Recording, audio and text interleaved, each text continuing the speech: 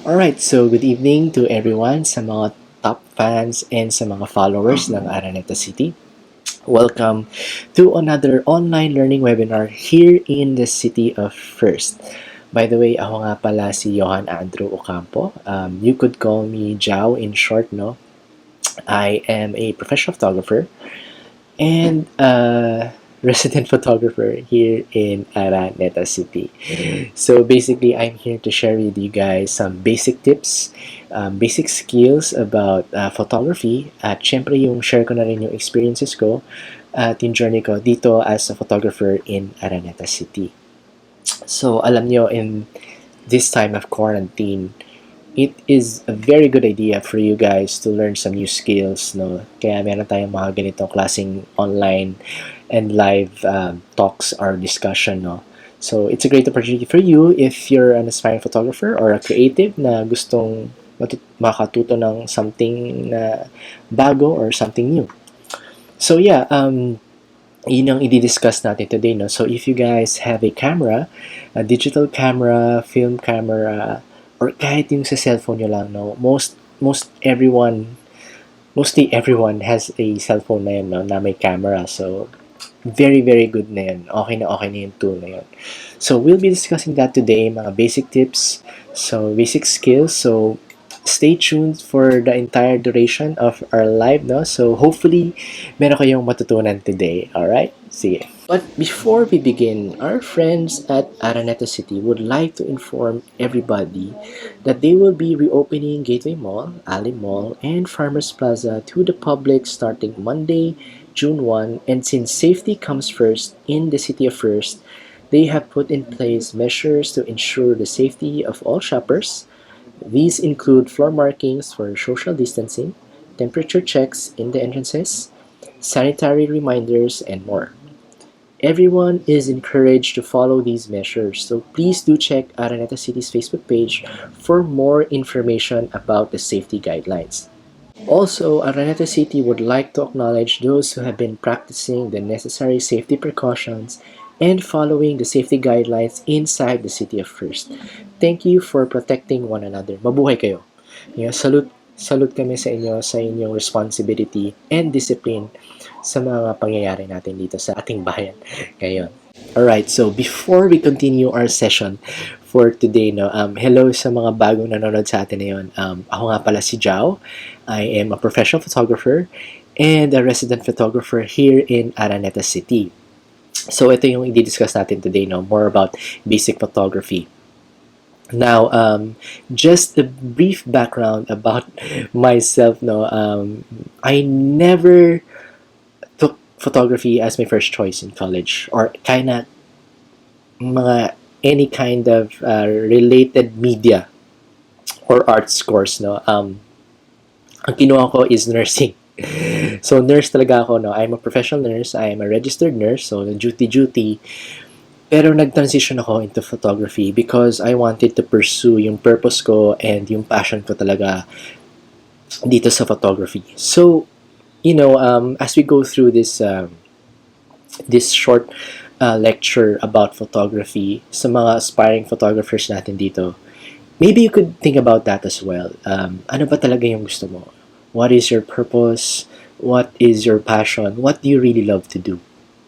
Kasi ako, when I went through this in transition, no, talagang mahirap din kasi matagal ako nag-aaral for nursing eh. Pero once na pinursue ko siya and everything just fell into place, dito na rin ako naging successful, dito na rin ako nag-bloom, no. Talagang it was really a blessing. So as we go through the lessons, as I go continue discussing and sharing, hopefully you guys can think about what you can do na rin, no? Malay mo, dito ka na rin maging successful, di ba? So, who knows? So, suggestion ko lang, syempre, of course, is do what you love to do, di ba? So, ayun lang. So, konting sharing time lang. Alright, so, we're about to begin, and first, no, I usually get this question, paano ka nakarating dyan? How were you able to get there? Yun yung isa sa mga pinaka laging question sa akin, especially sa mga Instagram questions, no? Paano ka nakapunta dyan? So, to answer that question, no, let's start with the basics of photography.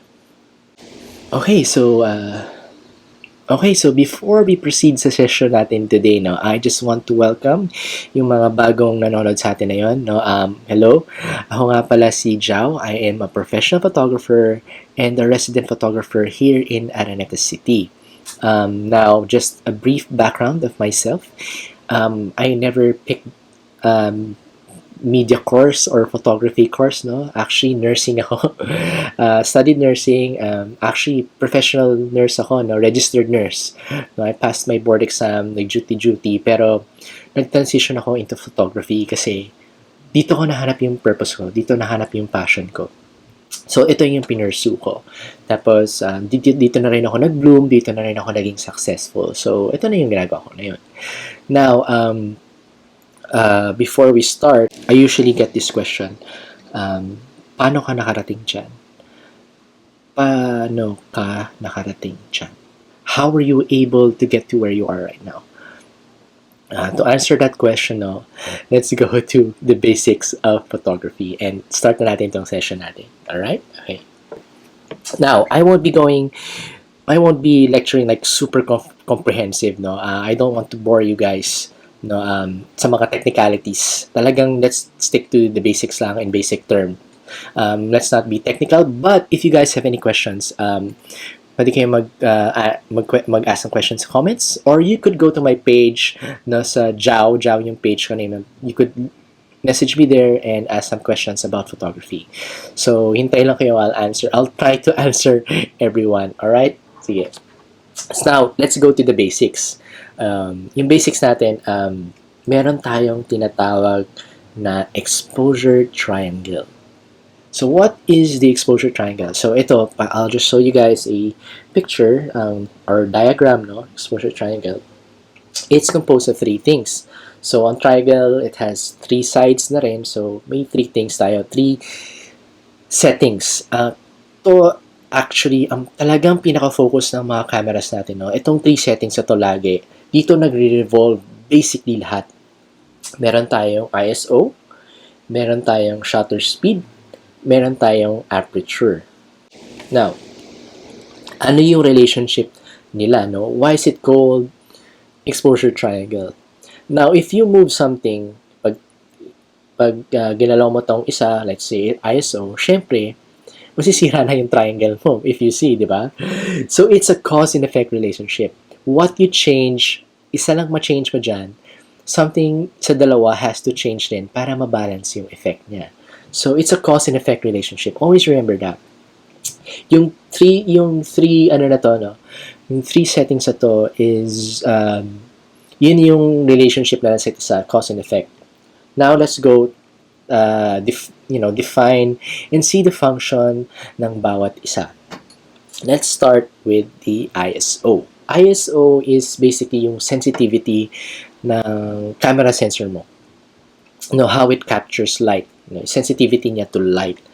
Yun lang yun basically. Tapos, ISO basically gives you the quality of the image. If medyo noisy ba siya or medyo grainy. So, if yung ISO mo masyadong mataas, let's say 3,200, the image could be, medyo man-noise na siya or grains. As we say, may kita mo siya parang may digital artifacts na siyang lumalabas.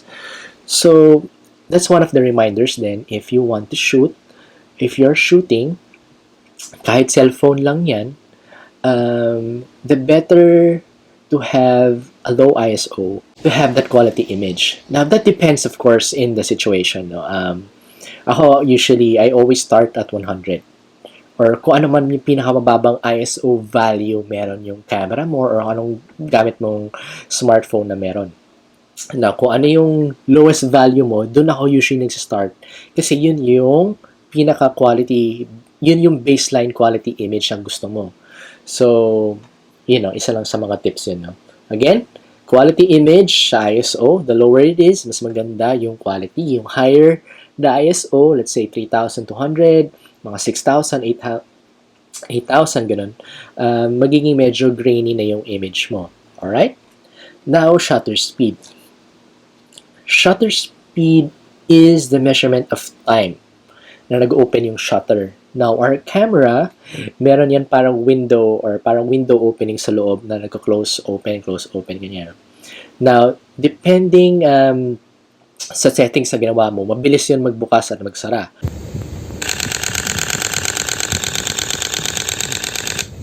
Kaya minemeasure natin ang shutter speed in time. Like 1 second, 330 seconds, no? Or meron dito 1 to 1,000 of a second, 1 to 1/50th of a second. So, ganun siya kabilis. Now, the faster the shutter speed, yun, mas ma-freeze mo yung moment.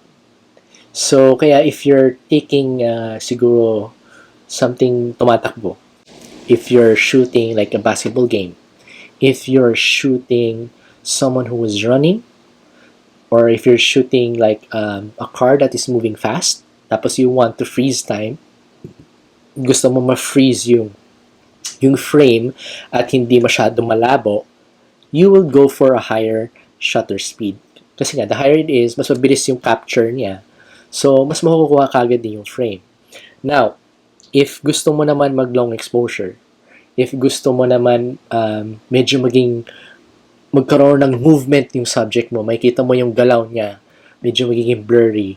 Actually, tinatawag natin doon ghosting. Now, itong ghosting na to, hindi to yung ghosting na hindi ka pinapansin ng crush mo, no? Hindi to yun. Ghosting is yung pag onting galaw mo lang, blurred ka na. So, ganun yun. So, pag mababa ang shutter speed mo, potentially yun yung mangyayari. Or if pasmado ka, mababa shutter speed mo, pasmado ka, onting galaw mo lang, blurred na kagad yung magiging subject mo kasi magalaw. So, always be mindful of that. So, yun ang shutter speed. Alright, so after shutter speed, let's go to our aperture. Now, ano yung aperture natin? Basically, ito yung parang opening and close ng lenses natin. No? This is expressed in F numbers. F1.2, F1.4, F1.8, F2.8, etc.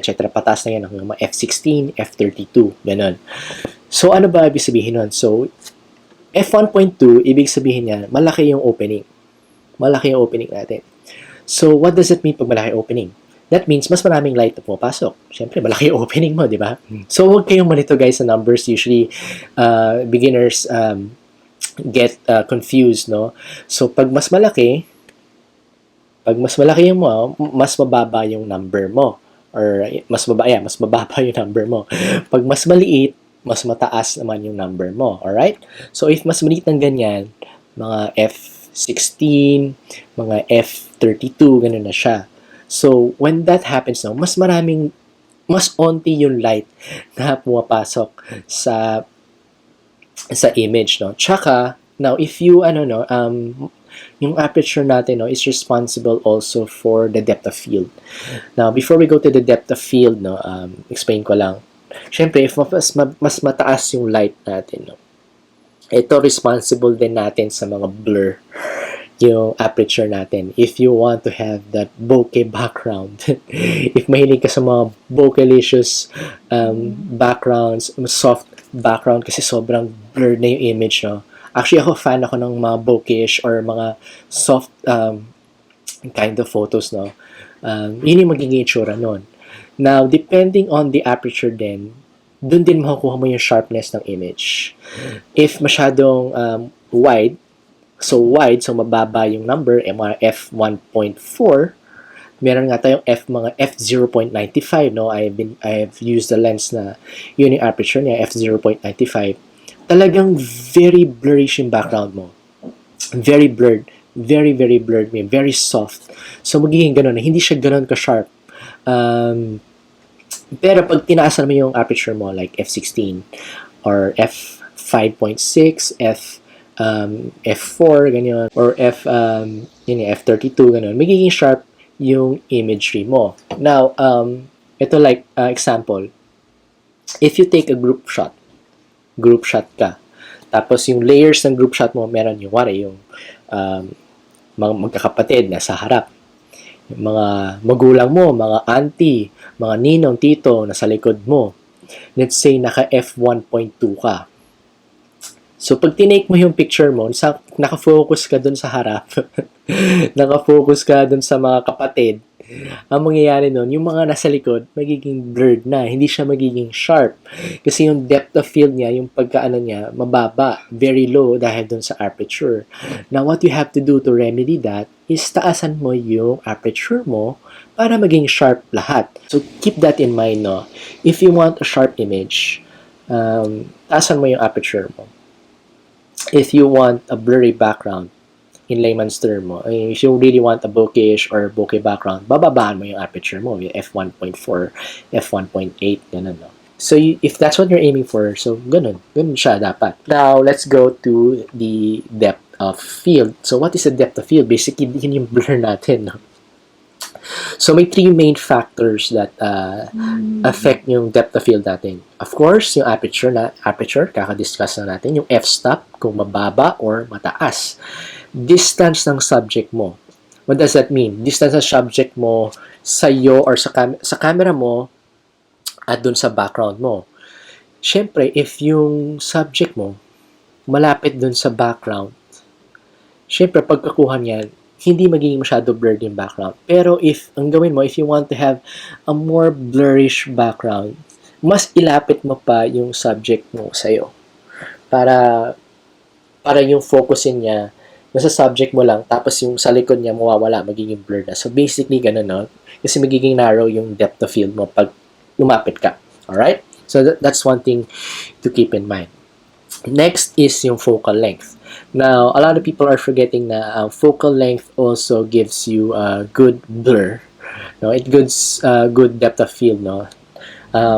Kaya usually mga, let's say, mga 200 millimeter lens, 135 mm na prime lens, no, that gives you a good depth of field kasi pag nag-focus yan ng malayo, yung compression niya really gives you a good background blur sa subject mo. So that's one thing to keep in mind, especially if you're a photographer and you want to, if you're deciding what lens to buy, no. So looking at those no, parameters is very important. So ako, if I pick a lens, siguro I always go for, well, not really, no.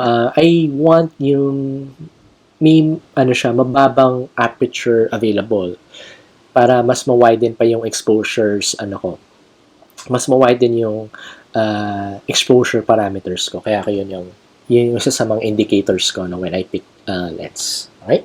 Okay, so punta naman tayo sa white balance. So what is white balance, no? Sa mga cameras naman natin na yun, we can see meron doon AWB, means auto white balance, which means yung camera mo na bahala mag-ayos kung anong white balance na magiging itsura ng photos mo. Tapos meron tayo doon tungsten, meron tayo doon daylight, meron tayo doon cloudy, meron tayo doon fluorescent. So yun yung mga preset na auto white balance na camera natin, no? Tapos meron tayo doon K, which is parang Kelvin, so which is custom, no? You could choose anong kind of white balance na pwede mong gawing measurement. In layman's term, I'll just make it simple. Basically, ito yung tint natin. Yung tint medyo warm or tint natin na medyo blue. When you move the Kelvin up, pag in-increase mo yung Kelvin natin, mas magiging warm yung photo. Now, if you decrease the Kelvin, mas magiging blue yung photo. Now, anong white balance ang kailangan mo? What do you need? Siyempre, white balance. Kailangan mo i-balance eh. Hindi yung masyadong warm, hindi yung masyadong blue. So you have to find the in-between. You have to find the correct color of the light. So actually, yung white balance it's looking for the correct rendering of the white light colors. So yun ang white balance. Okay, kaya niyo pa ba, guys? Kaya pa. So now let's go to our composition. Now, maraming composition, guys. I'll just enumerate few, no? Kasi meron tayong nahabol din na oras. Baka pagalitan ako. Anyway, I'll name a few. Now, what is composition? For me, composition will always be the benchmark of a good photograph. Now, basically, yung composition is a sum total of everything, no? The lights that you use, yung tama ng ilaw, yung damit mo, yung color ng damit mo, yung position mo, yung positioning, everything, no? Everything that makes a photograph, yun yung composition mo. Basically, what makes a composite, yung composing ng image mo, yun yung composition. Now, what I said, no, composition will always be the benchmark of a good photograph, hindi preset. Now, a lot of you guys, siguro a lot, marami akong kilala na usually, ang basis nila of a good photograph is yung preset. Sabihin nila, ay, maganda kulay, ay, maganda lang yung ganito, maganda lang yung pagkukulay mo. Guys, no, when you look at a photo, yes, kulay is part of it, pero look at the composition first, no, how it was taken, yung effort na para makuha yung photograph na yun, no. So, yun ang dapat maging basis natin, yun ang maging benchmark natin always, hindi preset. It's the composition itself, alright? So, wala lang, suggestion ko lang. So anyway, let's go to one of my favorites. My favorite's composition, and also the simplest composition. Let's start with the rule of thirds.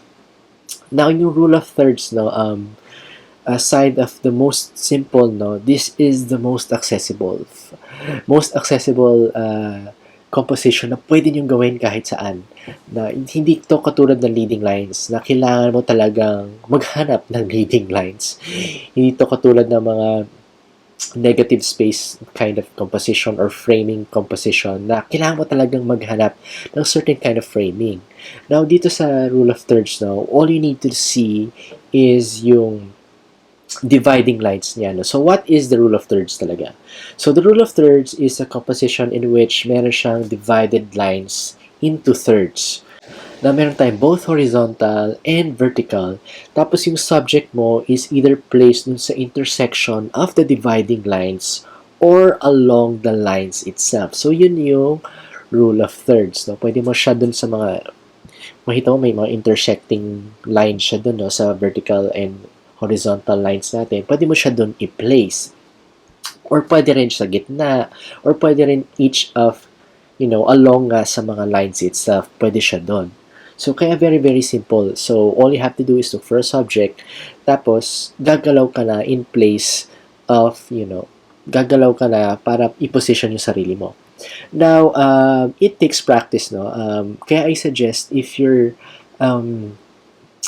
starting, lagyan nyo ng grid yung, you could place a grid sa, sa camera nyo, kahit sa cellphone camera nyo, or sa smartphone, no? You could have that option turned on para makita nyo doon at alam nyo kung saan ipa-place. Now, some photographers na sanay na, kaya naka-off na yun, nagiging distracting na siya, no? Pwede mo natanggalin yon if hindi ka na, or if sanay ka na, no? Pero ako, for me, no, I leave it on, especially sa mga, sa mga concerts ko, no, nili-review on ko pa rin kasi I want to have talagang maging precise din ako. So, that's something you could do, no? So, ito yung mga samples ng mga rule of thirds natin that we could use. So, ako basically, honestly, ito lagi usually ginagawa ko. Yung rule of thirds lang lagi. Kasi, mas lalo na pag pag nasa concerts ka, like in, sa Araneta, no, I do my concerts. Usually, ito sobrang na-utilize kong composition, rule of thirds. So, very, very, very helpful. Very simple, pero very, very striking na siya pag nakuha mo ng tama. Alright? So, yeah, one of the things that I like also is yung scaling. So, what is yung scaling? Basically, ito yung, if you compare it from wide to zoom lens. Now, pag nag-zoom lens ka, mag-iiba yung scale ng photograph mo. Like in this sample, no, I have my parents, nasa San Francisco kami, tapos may picture kami with the Golden Gate Bridge with the wide lens, no? So, parang hindi masyado kita pa yung bridge, no? Pero when I use the zoom lens, yung scaling niya, it was really, really different. So, ito yung some of the things you could consider when you're traveling, no? Kasi ako, I have a zoom lens to use for my concerts at sa mga iba pang events, no? To be more versatile. Pero I also use it sa mga travels ko, especially if you want to make the background look closer to your subject. So that's very important. That's a very, very good composition to portray in your photograph yung scaling composition. Next is yung one of my favorites is leading lines. So leading lines, is very maganda siya tingnan kasi alam mo yun, it leads to something. It leads to a direction, no. Kasi our eyes, no, laging tumitingin sa patterns, laging tumitingin directionally, no. So very very appealing siya sa akin. Kaya ito yung isa sa mga favorites ko, leading lines. So basically you just look for, mga path that leads to the same direction. Tapos, pwesto ka lang. So makikita mo na, like, let's say someone walking sa red carpet, someone walking sa isang diretsong path, ganyan, no? Or may mga lines na pointing to the point of interest or pointing to our subject. So, ganun yung leading lines, no? Something to keep in mind, something na pwede mong gawin during your gigs or, during your travels as well. Next is yung mga negative spaces. Now, yung negative spaces, no, basically, ito yung surrounding your subject, which is left unoccupied. What do you mean unoccupied? Walang empty. It's just an empty space, no? Parang empty space lang. It's, talagang it just gives the subject more emphasis kasi yung subject lang yung nakikita mo with a wide open space. So basically, yun yung negative space. Now, I usually have this sa mga sa mga concerts ko or sa mga gigs ko in Araneta Coliseum or sa New Frontier Theater. So ito yung mga makikita mo, mga talagang emphasized yung subject mo. Kaya sobrang gusto ko to kasi during concert photography, when the subject is dancing, tapos nasa stage siya lang mag-isa, no? Very, very focused and very, very intimate yung tingin ko. Kaya ito yung isa sa pinaka favorite ko na gawin during our concert photography, no? Kaya ito yung talagang gusto kong style na ipakita, yung negative space. Alright, so basically yun yung mga basics natin, guys. Alam ko marami pa akong hindi natakal, no? Sobrang dami pa. Hindi ko lang kaya itakal lahat na yun.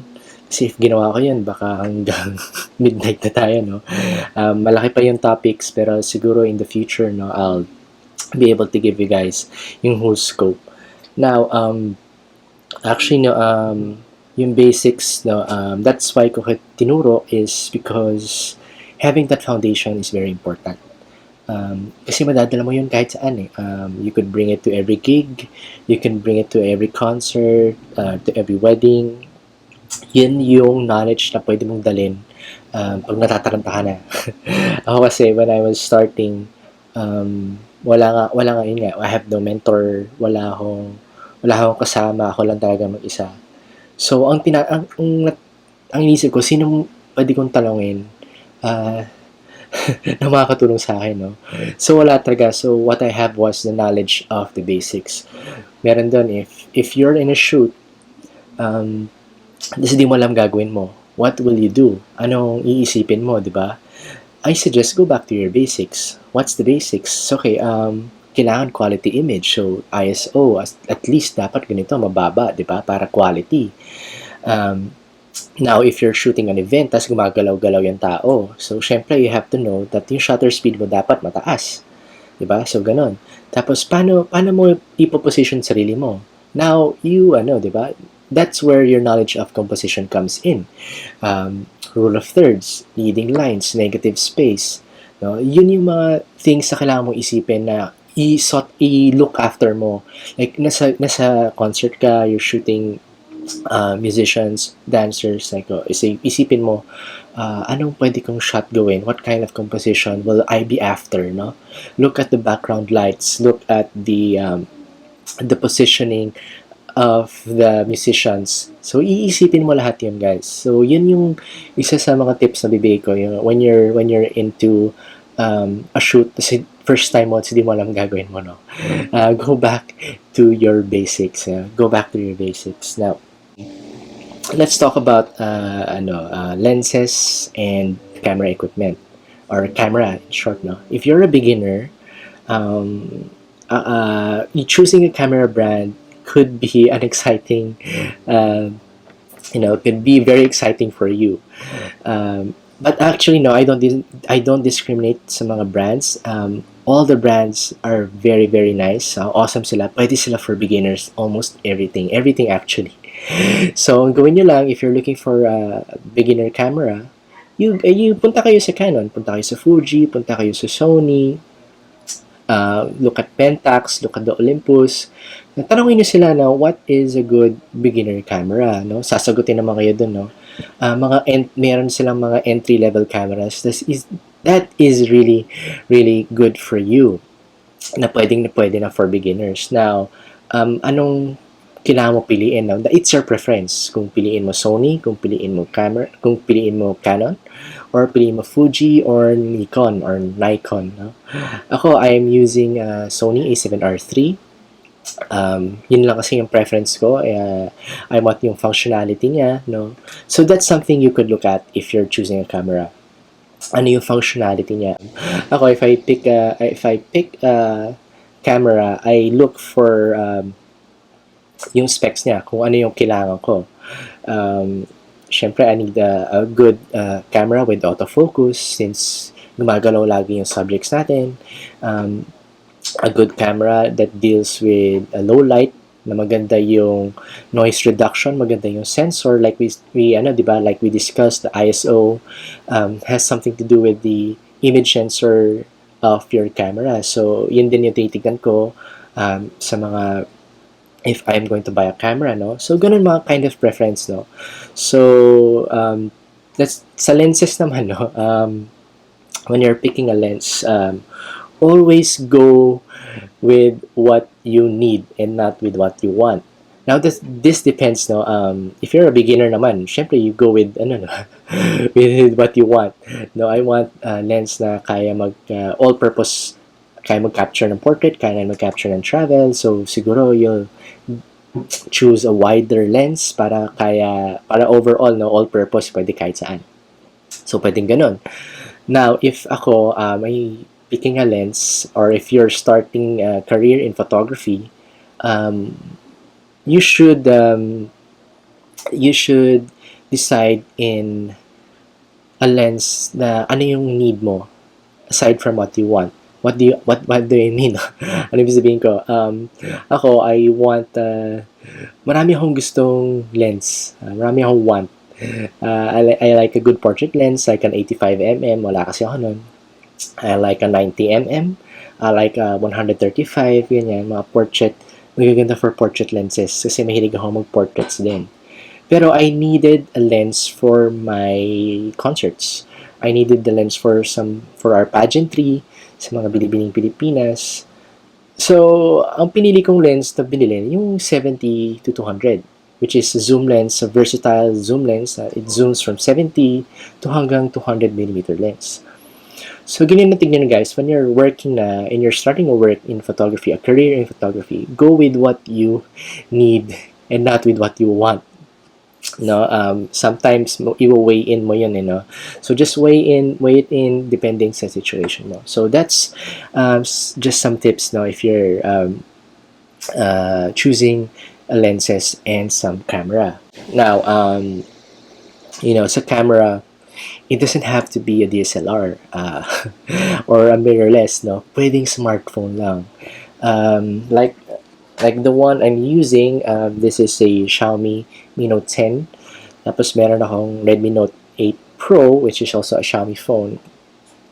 Most smartphones today, yung cameras nila, very, very capable na siya for your, starting, if you're beginning in photography. I did a lot of shoots using this camera already. I recently did a collaboration work ako with Xiaomi, no. I did some shoots in low light, no, sa Makati Poblacion.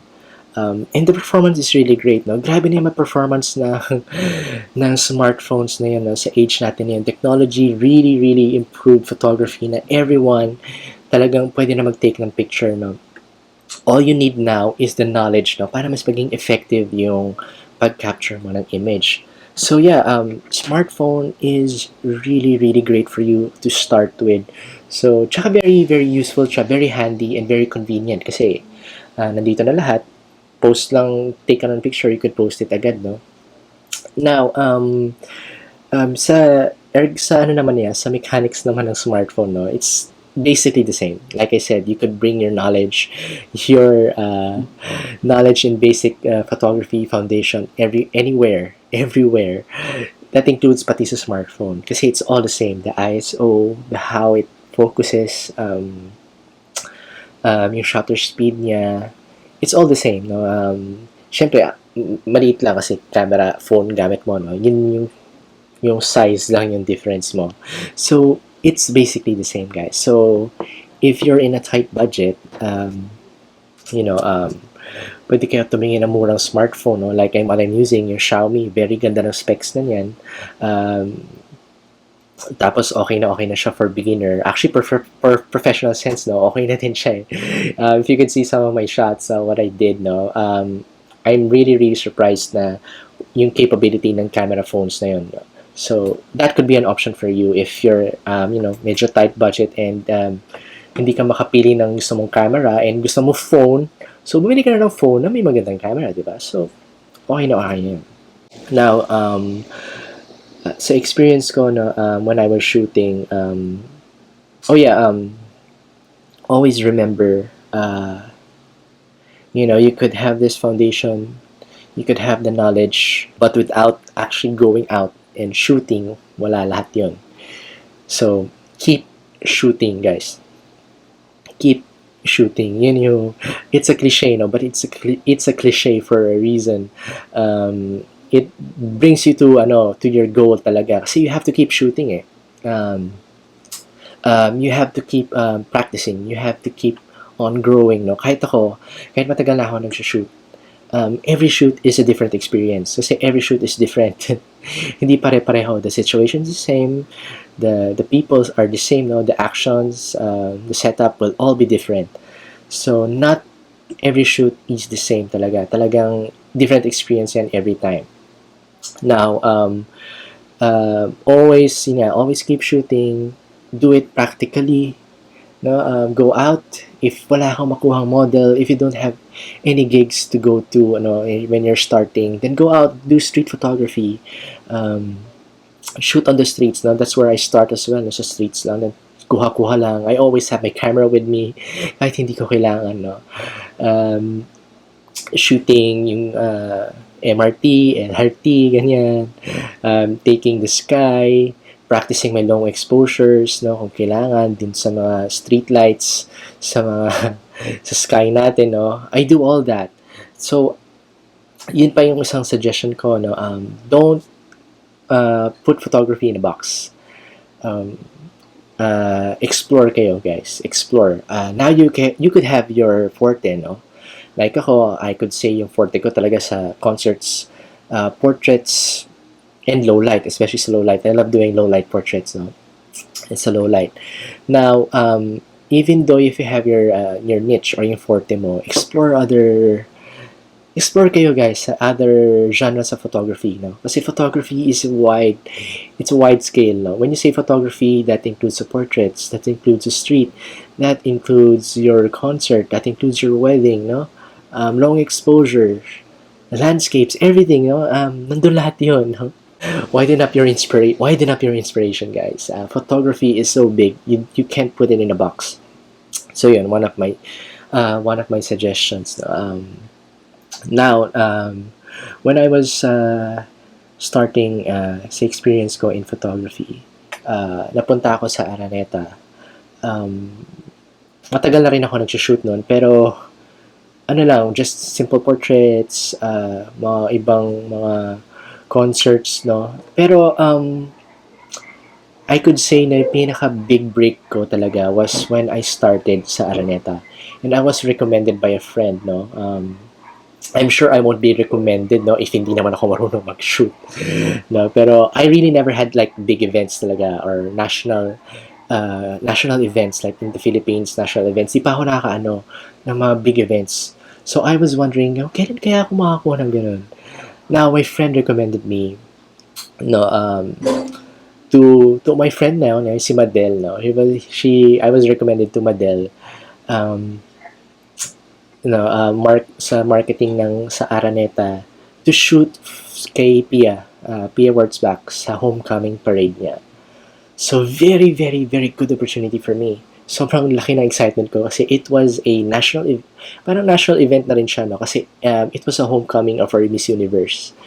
And magpaparade siya I think, from Manila, papuntang Makati, then papuntang Araneta City, no? From there, ang layo.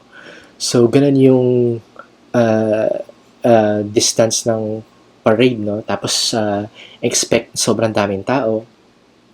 And yun yung first talagang, let's say, yung big event ko talaga as a photographer na I really looked forward to.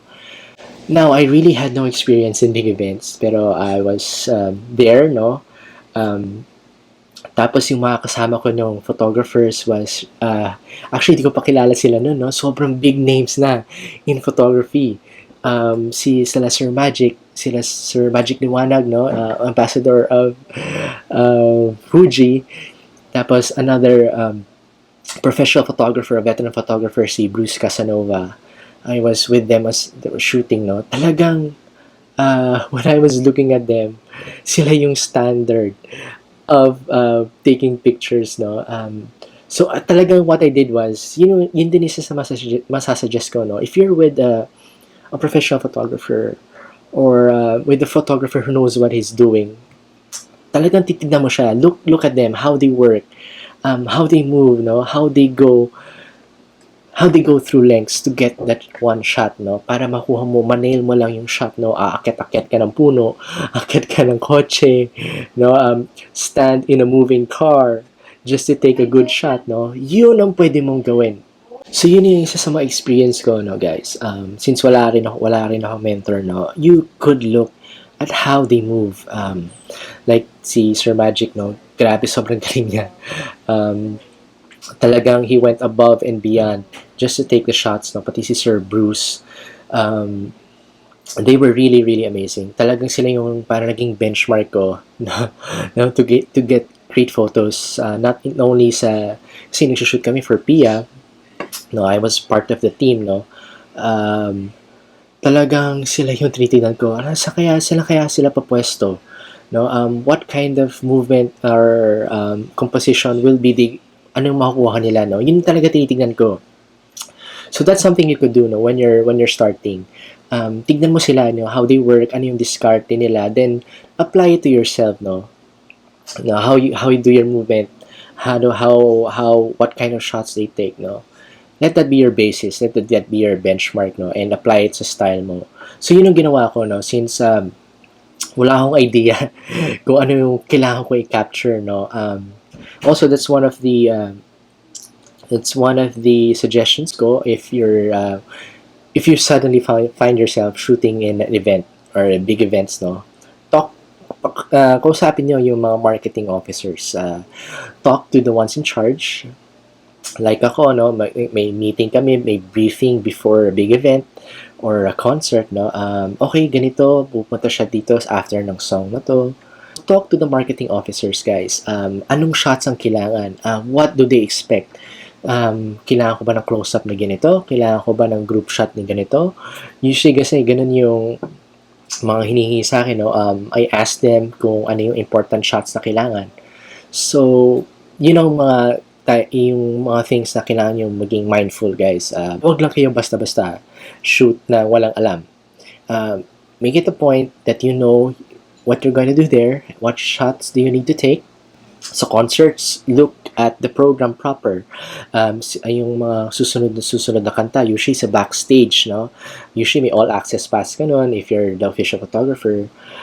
Tignan nyo kung ano yung flow ng concert, no? Kung ano yung mga kantang susunod. Kung may special number bang lilitaw.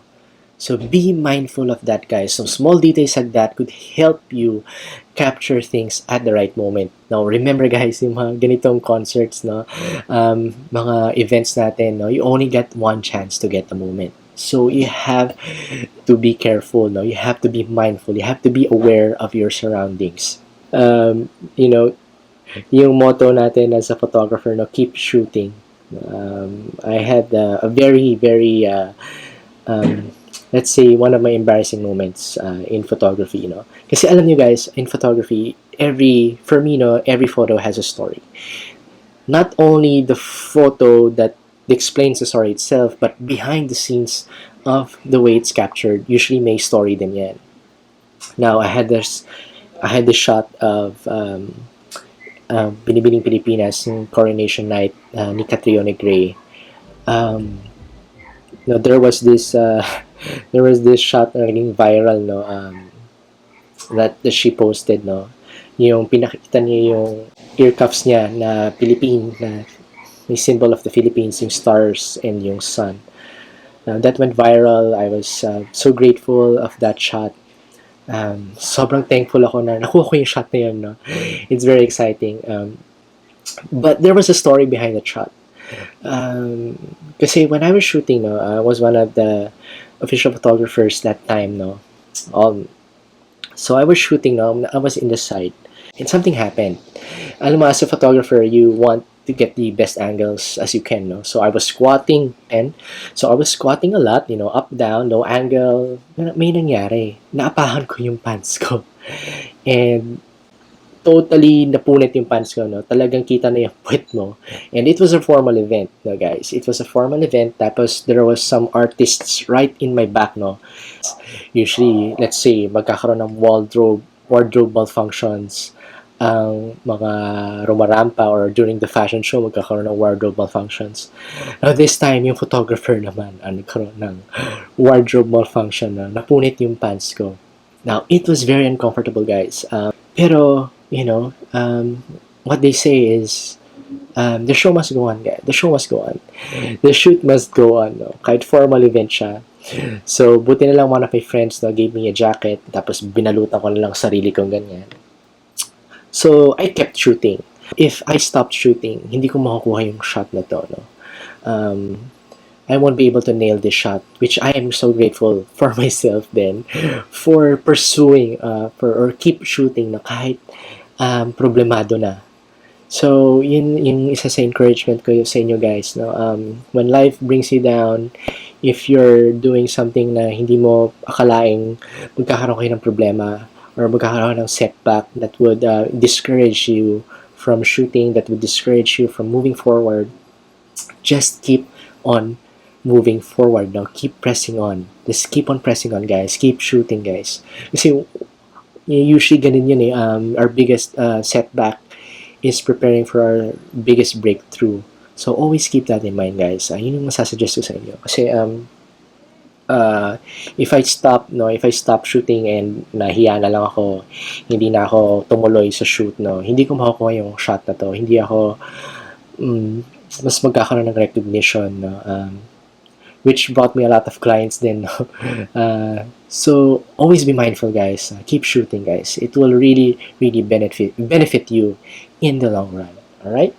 Aside from doing all this gigs, no, mga professional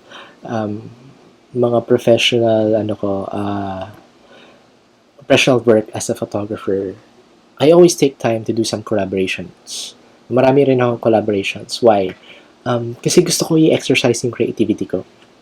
Tsaka, doing collaborations, guys, it's networking yourself. So, that's one of the important things again. Collaborations and network. Usually, nagkakaroon ng discussion sa social media na huwag kang magtanggap ng free stuff. Huwag kang as an artist, no? Huwag kang magtanggap ng free, or don't do this for free, kanyan if magaling ka. Now, that's true. That's all true.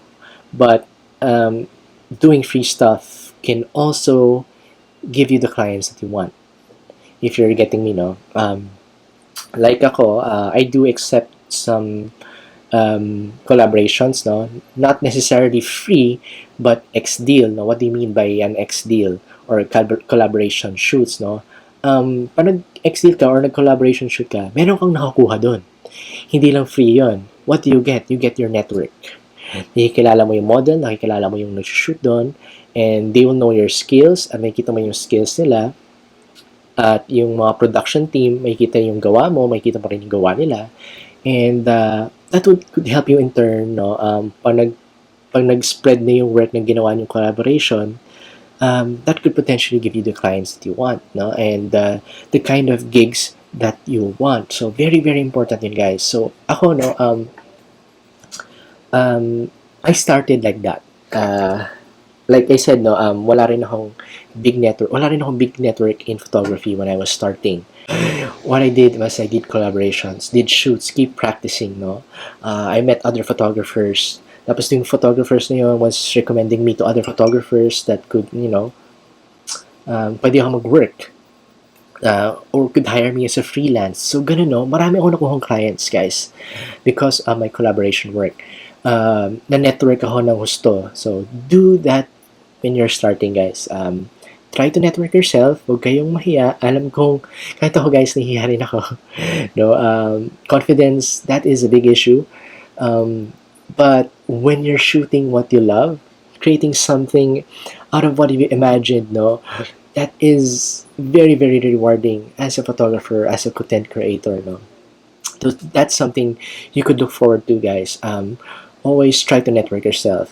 Don't underestimate what a collaboration work can do. So, yun yung isa na ginagawa ko. I do collab works, no.